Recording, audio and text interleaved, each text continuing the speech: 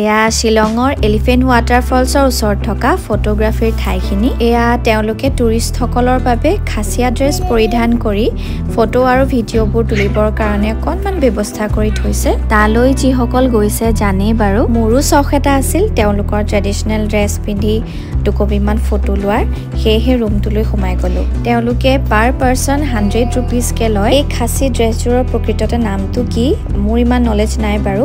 আপোনালোকে যদি কোনোবাই জানে মোক কমেণ্টত জনাবচোন। এয়া তেওঁলোকে মোক প্ৰথমে এখন ক'লা কাপোৰেৰে মেৰিয়াই লৈ পিন আপ কৰি পিন্ধাই দিছে।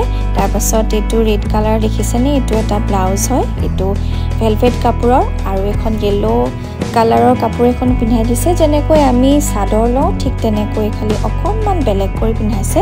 তাৰপাছত আমাৰ যেনেকৈ গামখাৰু ঠিক তেনেকৈ পিন্ধাই দিছে। আৰু এইখিনি হ'ল জুৱেলাৰী। এই জুৱেলাৰীখিনি যে পিন্ধাই দিলত মোৰ মানে ইমানেই কঠোৰ লাগিলে তেওঁলোকে যে কেনেকৈ কেৰি কৰে।